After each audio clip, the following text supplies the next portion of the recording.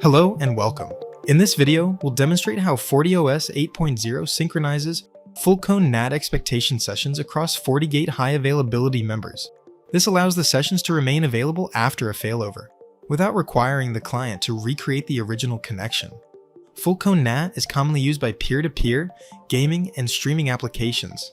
In a typical deployment, a client first establishes an outbound control session with an external server. This creates a translated public IP address and port that an external streaming server can then use to send UDP traffic back to the client. In this demonstration, we'll use specialized networking tools to reproduce this traffic flow. Expectation sessions are managed at the system level and are not displayed in the FortiGate graphical user interface. Therefore, we'll verify the sessions and their synchronization using the command line interface. Our topology contains a two-member active-passive FortiGate cluster. LA-BRP is initially the primary FortiGate, and LA-BRS is the secondary. Traffic between the client PC and the external gaming servers passes through this cluster. Three areas of the FortiGate configuration are required. First, create a fixed port range IP pool and enable the permit any host option. This enables full cone NAT functionality for the IP pool.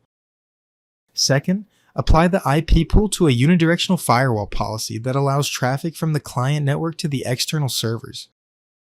Finally, configure the high availability settings. Enable session pickup along with the options for the connectionless sessions and expectation sessions. These settings allow the UDP control session and its associated expectation session to be synchronized between the cluster members. After completing the FortiGate configuration, we'll use the iPerf tool to generate UDP traffic. Full cone expectation session synchronization for this feature is supported for UDP traffic. We'll begin by establishing the control session, start an iPerf UDP listener on the gaming control server, then send UDP traffic from the client PC to the control server. On the control server, we can confirm that traffic is being received from the client PC. This creates a full cone NAT control session and an associated expectation session on the primary FortiGate LABRP. Both sessions are then synchronized to the secondary FortiGate LABRS. Next, we'll verify the inbound streaming traffic before the failover.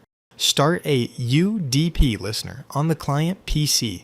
Then send UDP traffic from the external gaming streaming server at address 172.16.200.44 to the client's translated public IP address and port. The client successfully receives the traffic, confirming that the expectation session is allowing and routing the inbound connection.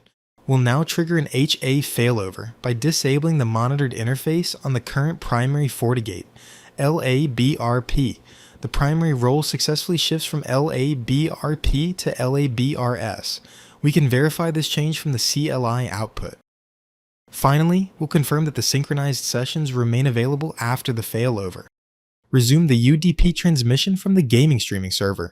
The client continues to receive the inbound traffic through the new primary FortiGate, LABRS, without requiring the control session to be reestablished. This confirms that the full cone NAT control and expectation sessions were successfully synchronized between the FortiGate cluster members and remained available following the failover. This concludes our demonstration of full cone NAT expectation session synchronization in FortiOS 8.0. Thank you for watching.